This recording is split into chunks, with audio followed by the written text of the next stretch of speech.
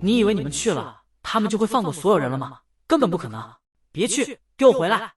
这句话只能穿透结界，砸进众人耳中，砸进众人心里，并没有给画面中那些人一丝干扰。对不起，还有，谢谢你。望着温情有些高傲的决绝身影和跟在他身后温宁温顺的身影，魏无羡蜷坐在地上，发出一阵无力的咒骂。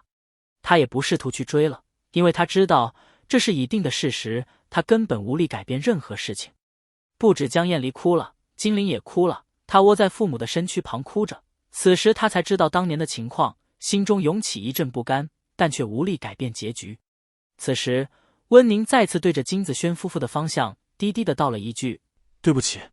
那边的魏无羡3天后醒来，一路狂奔，虚化的魏无羡奋力挣扎，向与故事中的魏无羡相反的地方遁逃。他狂喝道：给我滚，别拉我，我他妈哪都不想去。可是没有办法，总有一股不知从何处来的莫名力量拉扯着他，被迫的跟在当年的自己身后，避无可避。故事中的魏无羡一口气奔出乱葬岗，心中突然涌起一阵迷茫，天大地大，世间竟无他容身之处。虚幻的魏无羡与他并排站立着，他抬头望向天空，心中一股浓郁的悲戚之感压得他喘不过气。此刻他特别想看到蓝忘机那张脸，他心底突然勾起一个念头，他不禁喃喃道：如果当年这时去找蓝湛。旋即他又嗤笑道：怎么可能？这么想着，便被身边狠狠扇了自己一个耳光的人惊得转过头，只听他对自己吼道：想什么？虚化的魏无羡有些莫名其妙，他已经忘了当时在想些什么了，见状心底竟觉得有些痛快，恨不得再替他扇几个。他微笑着对当年的自己耸耸肩，摊手道：你看你简直活该。魏无羡决定先去一趟金陵台，虚化的魏无羡知道自己阻止不了，只能跟着。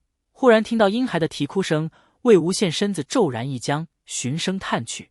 江燕离，他师姐的背影，他一生也不会忘。被金夫人发现后，魏无羡当即落荒而逃。退出兰陵城后，他看到一堆人群情激愤的议论纷纷，谈论的内容越来越不堪，听得画面外的江城、蓝忘机等人心中怒火狂烧，而故事中的魏无羡心头那一把狂怒的业火也烧得越旺。终于魏无羡动手了。既然敢说，就要敢承担后果。既然知道自己是微不足道、贱如蝼蚁的杂碎，怎么不懂管好自己的嘴？不过你们这些杂碎倒是说对了一件事，跟你们这种人浪费时间没什么意思。让我去找那几家大的嘛，很好，我这就去跟他们清算清算。虚化的魏无羡看着当年的自己跨着步子去了不夜天城，他却还留在原地，有些不明所以。按理说不是应该有股吸力拉着自己跟着走吗？一声惊呼声扰得他看过去，原来是蓝忘机。蓝忘机询问情况，这些人颠倒黑白一通胡说八道，让一边将一切看在眼里的本人发出一阵冷笑。此时的魏无羡已与蓝忘机结为道侣多年，见蓝忘机的神色不是很好，自然能看懂蓝忘机的忧心忡忡。他深深凝视蓝忘机，略微惆怅道：蓝湛啊蓝湛，当年若是你再强硬些，直接打断我的腿，把我捆回云深不知处，是不是就不会有后面这些破事了？结界中，蓝忘机心间微微抽痛，突然虚幻的魏无羡瞬间又被拉扯转移到了不夜天城。金光善喝道：温氏余孽焚灰在此。他不禁表露出嫌弃的嘴脸，道：真是老狐狸。那边的自己已经和众人公开对峙。你们这些人加起来有3000吗？别忘了当年在射日之争里，别说3000，5000人我也单挑过。听着夷陵老祖一条条反问，结界中曾经历那场誓师大会的众人，你看我，我看你，皆不敢吭声。蓝景怡特别生气：对啊，只准你们劫杀他，不准为前辈自保，太没道理了。欧阳子珍也说：没想到你们这些前辈这么无理。没人出声反驳。横笛响彻不夜天，忽然一阵琴声扰乱了陈琴的笛声。啊，蓝湛，我就知道，终有一天咱们要这样真刀实枪的杀一场。蓝忘机颤抖着厉喝出声：魏婴。虚化的魏无羡身体一僵，痛苦地捂着头，口中断断续续发出低喃：不要，停下，跟他回去，别再打了。此时在一片厮杀声中，突兀地响起一声细细的喊声：阿羡。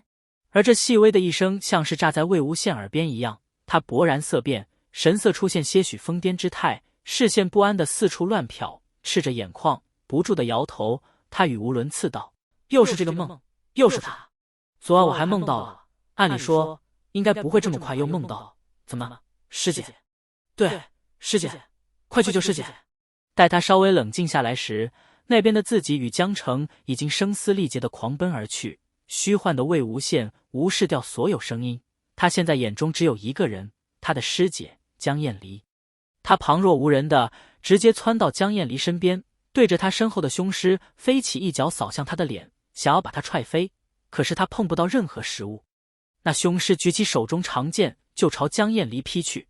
虚幻的魏无羡当时肝胆俱裂，他惨叫一声“师姐”，便扑到江燕离与凶尸的中间，想为他挡下这一剑。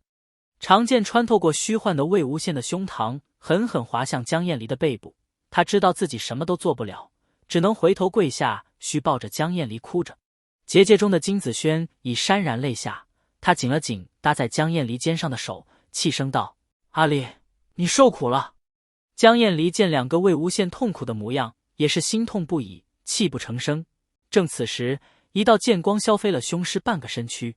魏婴，停止催动尸群。虚幻的魏无羡像是看到了救命稻草一般，他发疯般的咆哮喊道：“你劝他做什么？救人呐！快去救师姐啊！”画面中的蓝忘机恍若未闻，事实上他的确听不到。可这一声砸在画面外的蓝忘机身上，却是让他心头发颤，沉痛的闭上了眼睛。对不起，阿羡，你之前怎么跑得那么快？我都没来得及看你一眼，和你说一句话。突然，江燕离一把将魏无羡推开。意料之中的无力回天，虚幻的魏无羡已经知道发生了什么。半晌，一旁的自己发出一声凄厉的惨叫，而他也随着这声惨叫，血气上涌，猛地吐出一口鲜血。与此同时，结界中被蓝忘机紧紧拥着的魏无羡的身体也自口中渗出丝丝血迹，漫天的谩骂与斥责充斥在虚化的魏无羡的耳边，可他已不在意。再看着自己已经发狂，祭出了阴虎符，他抬手随意蹭了一下嘴边的血迹，叹出口气，缓缓闭上眼睛，轻声道：“师姐，这一次我就不回头看你了。”结界中鸦雀无声，一阵突兀的咳嗽声响起，躺在蓝忘机腿上的魏无羡眉头紧皱，眼皮微微颤动几下，缓缓睁开眼睛。首先映入眼帘的是蓝忘机近在咫尺的脸，魏无羡顿时安心了不少，拽着他的衣服，把自己往他怀里更加塞进几分，头埋在蓝忘机的胸膛处，半晌沉默。蓝忘机只是将他抱得更紧了。金陵连忙看向画面，只见此刻画面顿住，停止在不夜天成的战况中，而那个虚化的魏无羡已然消失。众人也逐渐发现这一情况。结界中依旧寂静如斯。半晌，从蓝忘机的怀中传出几声压抑的咳嗽声，打破了这诡异的沉默。蓝忘机伸手抚上他的后背，为他顺气，口中轻声问道：“如何？”魏无羡缓缓从蓝忘机怀中抬起头来，他声音有些嘶哑，缓声道：“无事，做了个噩梦罢了。”说罢，便又是无力地咳了几声。蓝忘机轻轻拍着他的后背，魏无羡脑子清醒了一些，他问道：“什么时辰了？你怎么还在屋里？没去给思追他们讲学吗？”蓝思追闻言凑了上去，蓝景怡紧随其后。魏前，羡哥哥。魏无羡心中一动，他微偏过头，凝神一看，蓝思追竟是红着眼眶看着自己。魏无羡大感奇怪，蓝思追从来明是非，识大体，从不曾见过他这般失态的样子。他开口问道：“思追儿，这是怎么了？”旋即又戏谑地问道：“是跟阿玲吵架了，还是又被你家韩光俊罚了？”蓝思追红着眼眶，默不作声。跟我有什么关系？我为什么要跟他吵架？躺在蓝忘机双腿之上的魏无羡仰面朝天，本来视线中只有蓝忘机和蓝思追，这时他的视线中又挤进了一个人。魏无羡愕然道：“阿玲，你何时跑姑苏来了？”曾经半大的飞扬少年，如今长大成人，举手投足间愈发的成熟。可待看到金陵眸中氤氲的水汽，魏无羡觉得越来越不对劲了。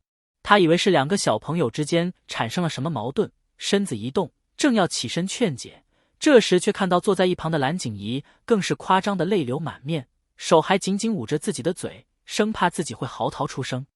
魏无羡费力坐起身，身子斜靠在蓝忘机身上，3个小朋友围成半圆坐在他面前，都是一副刚刚哭过的样子。魏无羡有点摸不着头脑了，他问向身边的蓝忘机：“蓝湛，这仨人今天是怎么了？”蓝忘机只是搂紧他的身子，手掌轻轻抚着他的后背。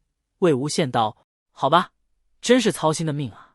一个个说：“怎么回事？”思追先来。被点名的蓝思追突然眼睛一红，目光逐渐被泪水模糊，他扑到魏无羡身上，口中呜呜道：“羡哥哥，我好想你，你太惨了，